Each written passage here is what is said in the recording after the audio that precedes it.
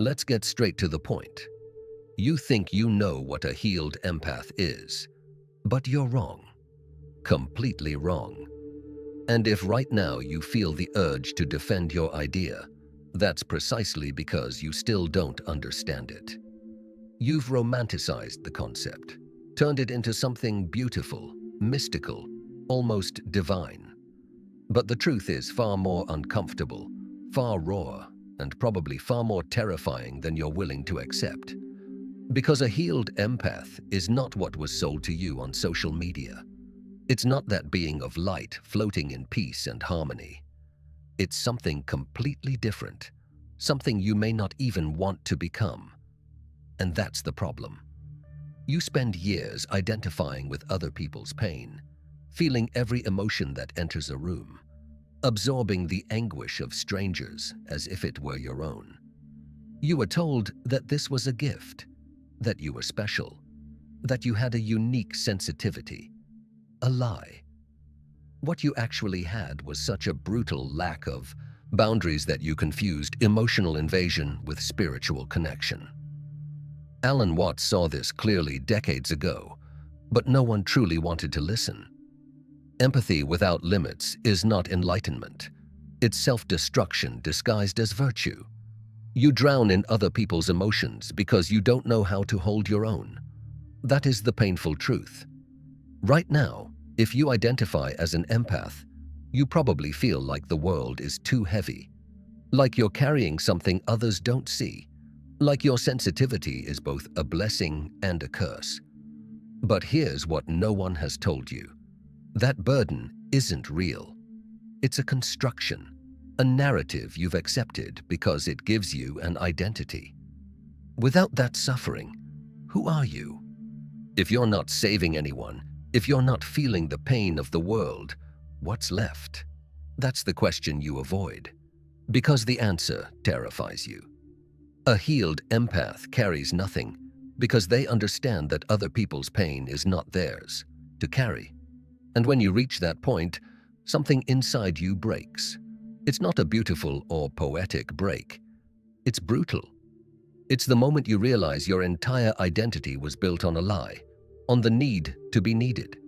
And when that need disappears, you feel empty. But that emptiness is not the end. It's the beginning. It's the place from which you can finally begin to live.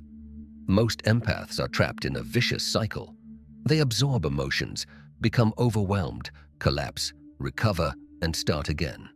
It's exhausting. It's destructive, but it's familiar. And what's familiar feels safe, even when it's slowly killing you. Healing means breaking that cycle, but here's what no one tells you.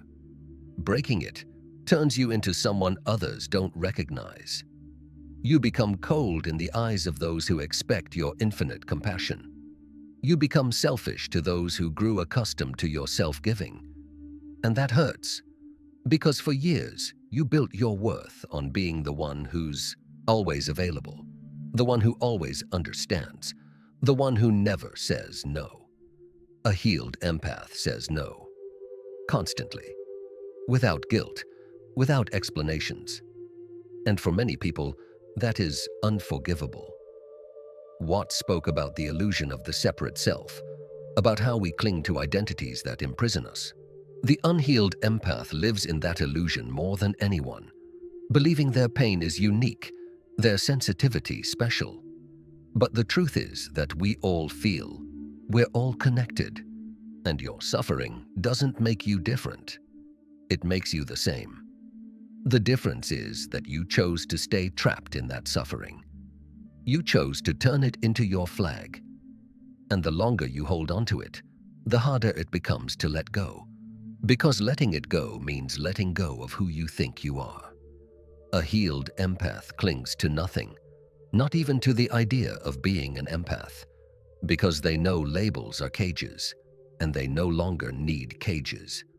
They live without defining themselves, without explaining themselves, without justifying themselves. And in a world obsessed with labels, that is revolutionary. Now comes the part that will really make you uncomfortable. A healed empath doesn't feel less. They feel with clarity. They don't disconnect from the world. They disconnect from drama. And there's a brutal difference between the two. Drama is noise, emotional chaos, unnecessary suffering that people choose because they don't know how to exist without it. Most people live in constant drama, creating problems where none exist, feeding conflicts because peace scares them. And you, as an empath, dove headfirst into that drama, believing it was your duty to rescue them. But you can't rescue someone who doesn't want to be rescued. You can't save someone who chose suffering as a way of life. And when you understand that, everything changes. You stop being the savior. You stop being the healer. You stop being the one who's always there. You withdraw. You become inaccessible. And the world, accustomed to your availability, judges you for it. They call you selfish. They call you cold. They say you've changed. And yes, you changed. Because you healed. The unhealed empath believes that loving means suffering with the other person. That being present means sinking with them. But Alan Watts understood something most people ignore. True compassion is not suffering alongside others. It's maintaining your center while they fall apart. It's being the lighthouse in the storm, not the ship that sinks with them. And to be that lighthouse, you must be anchored in something deeper than the emotion of the moment. You must be rooted in a truth that doesn't move, that isn't altered by external chaos. And that truth is simple. Other people's suffering is not yours. It is not your responsibility. It is not your burden. You can observe it. You can understand it. But you don't have to carry it. And when you stop carrying it, something extraordinary happens. You become more useful. Because now you can see clearly, act without reactivity, help without exhausting yourself. But that help no longer looks like what you gave before. It's no longer blind, self-destructive giving. It's measured, conscious, chosen. And many don't recognize it as love because they're used to love bleeding. A healed empath understands they can't save anyone. They can accompany, guide, hold space, but they can't do the inner work that each person must do for themselves. And that is both liberating and terrifying. Liberating because it removes an impossible burden. Terrifying because admitting you can't save others also means admitting you couldn't save those you already lost, the ones who sank while you tried to rescue them. And there lies the empath's deepest pain. Guilt. The guilt of not having done more, of not being enough. But here's the brutal truth. You were never enough, because no one can be. Because salvation doesn't come from outside. It comes from within. And the sooner you accept that, the sooner you can release the guilt that's killing you. A healed empath carries no guilt, because they understand each person is responsible for their own path. And if someone chose self-destruction, that was their choice, not your failure. Think about this. How many times have you sacrificed your peace for someone else's? How many times have you put your needs last because you believed it was the right thing to do? And what did you get in return? Exhaustion, resentment, and worse, the feeling that it's never enough. Because no matter how much you give, there will always be someone who needs more. And if you keep playing that game, you'll end up empty, completely empty. And when you reach that point, no one will be there to save you, because those who received your limitless energy never learned to support themselves. They learned to depend on you. And that dependence is not love. It's emotional parasitism. A healed empath cuts those connections without hesitation. They identify those who drain without giving back, who take without gratitude, who demand without offering. And they walk away, without drama, without explanations, without guilt. They simply leave. And that confuses many people because they expect the empath to always give second chances, to always understand, to always forgive. But the healed empath knows that forgiving doesn't mean staying, that understanding doesn't mean tolerating, and that loving doesn't mean self-destruction. Alan Watts spoke about the fluid nature of existence, about how clinging to anything creates suffering. And the unhealed empath clings to everything: people, emotions, narratives of pain. They believe that if they let go, they'll lose something valuable. But what they actually lose is their life. Because while they're busy feeling everything for everyone else, they're not feeling their own. They're not living their own experience. They're living someone else's. And that isn't empathy, it's avoidance. It's a sophisticated way of avoiding your own pain, of not facing your own fears. Because it's easier to lose yourself in other people's suffering than to face your own. It's more comfortable to be the hero in someone else's story than the protagonist of your own. But there comes a moment when that avoidance demands its price. And that price is high: your mental health, your vital energy, your sense of identity. And when you finally realize it, you've already lost years being who others needed you to be, never who you wanted to be. The healing process is not beautiful.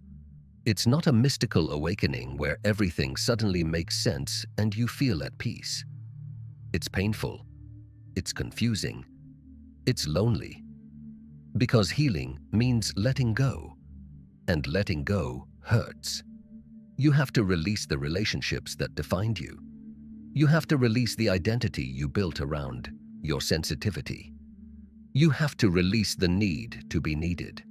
And when you let all of that go, you're left with a massive emptiness. An emptiness that scares you, makes you doubt, makes you question whether you did the right thing. And the answer is yes.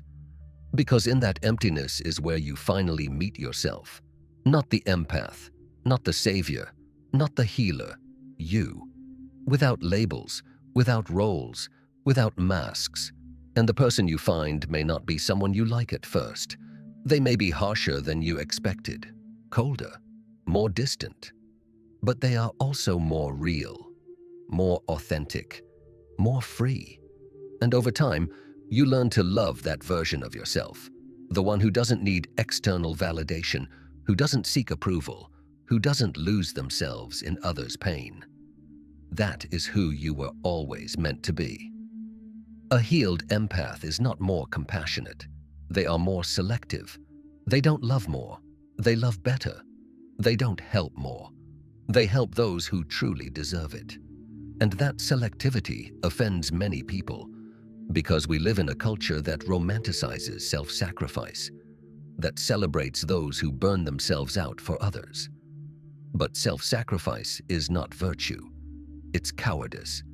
It's the inability to set boundaries, to say no, to prioritize your well-being. And the healed empath is no longer afraid of being called selfish because they understand that taking care of themselves is not selfishness. It's survival. And more than that, it's respect. Respect for their energy, their time, their peace. Because if you don't respect yourself, no one else will. And if you give without limits, people will take without limits. Not because they're bad people, but because humans are opportunistic by nature. We take what's offered, and if someone offers everything, we take everything. It's that simple. And the unhealed empath keeps offering everything, waiting for someone to say, "That's enough, rest." But no one will say it, because those who benefit from your endless giving have no interest in you stopping. Here's the greatest paradox. When you stop being available to everyone, you become more valuable to those who truly matter. When you stop responding to every cry for help, those who genuinely need your support learn to value it, and those who were only using you disappear. And that disappearance hurts at first, because it feels like you're losing people. But you're not losing anything. You're gaining clarity. You're seeing who was really with you and who was only there for what you could give them. And once you see that, you can't unsee it. Your circle shrinks dramatically. The people who once filled your life vanish, and you're left with a few. But those few are real. They're the ones who stay when you have nothing left to offer, who are there not because you saved them, but because you simply exist. And those are the only relationships worth having. Everything else is noise. Watts said that suffering comes from resisting what is.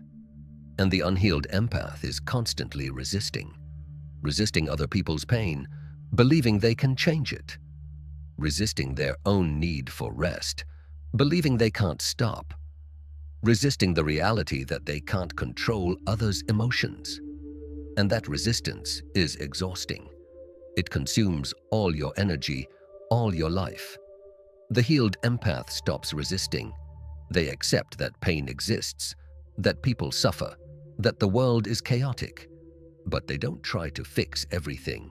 They don't try to be the hero.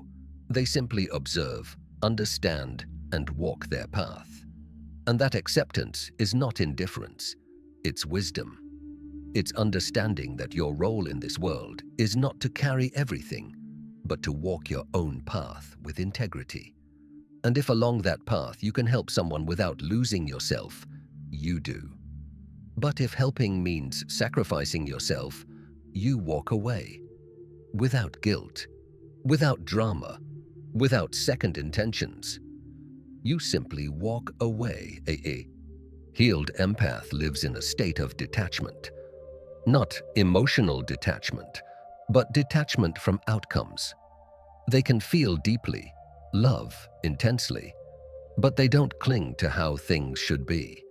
They don't obsess over saving anyone. They don't destroy themselves trying to change what can't be changed. And that's the difference.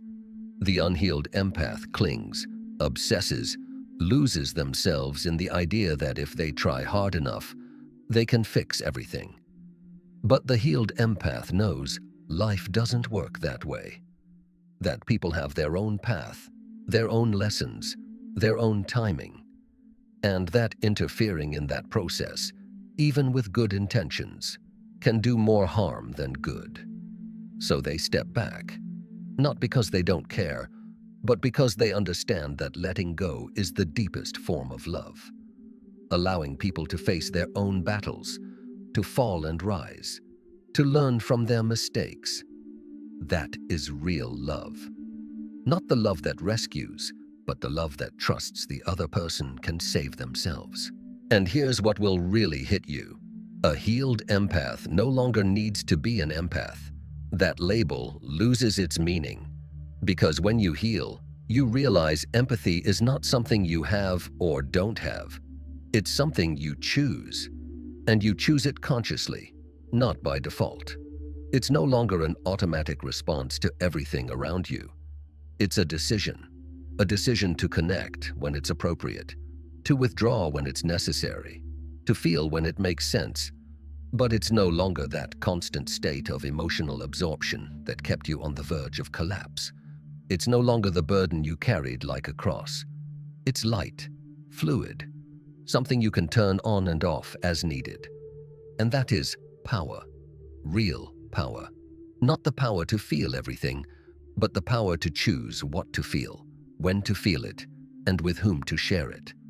Most people who identify as empaths are trapped in an emotional addiction, addicted to drama, addicted to being needed, addicted to the intensity of feeling everything. And like any addiction, it's destructive. It keeps you in a cycle that feels impossible to escape. Because every time you try to step away, you feel like you're betraying your nature, like you're denying who you are. But that's not your nature.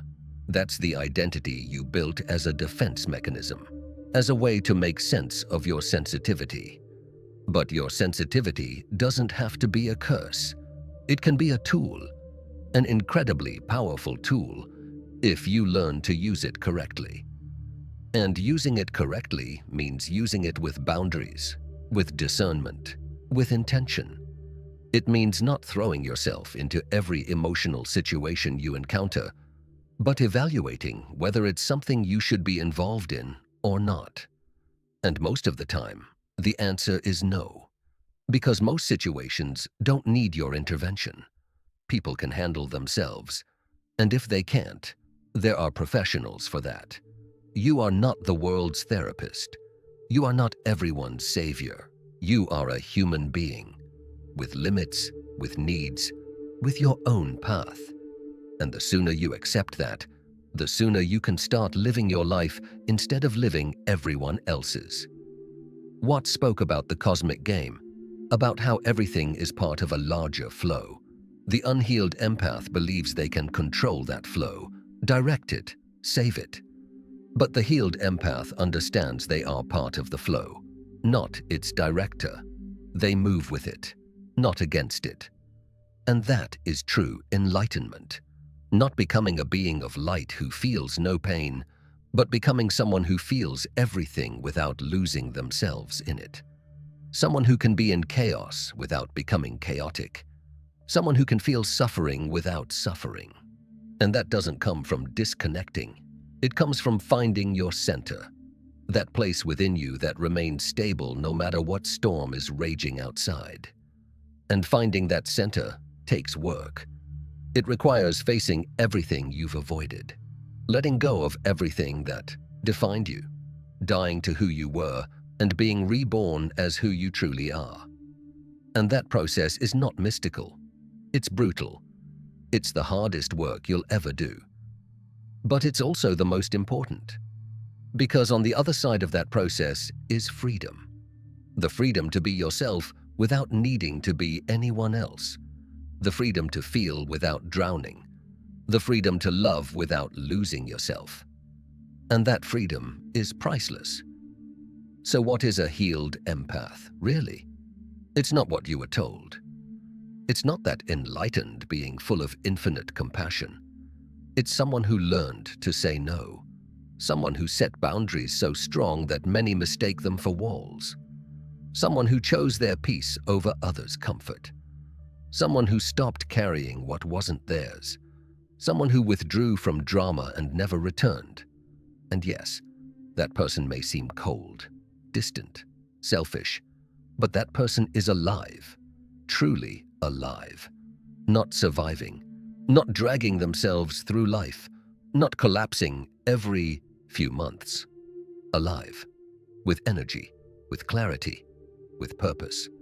And you don't get that life by being everyone's savior. You get it by being your own guardian, protecting yourself with the same intensity you once protected others. And when you do that, everything changes. Your life changes, your relationships change, you change. And that change is scary, because it means leaving behind everything you knew.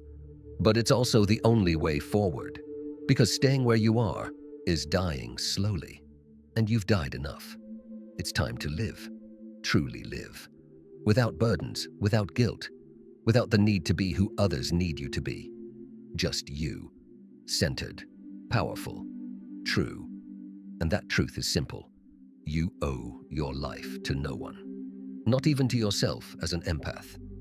You owe your life to who you truly are beneath all the labels, and that person has been waiting to come out for far too long. It's time to let them breathe. If you made it to the end, comment. I am an empath. And I will personally reply to you. And if this content resonated with you, subscribe to be part of it, and like it if you enjoyed it.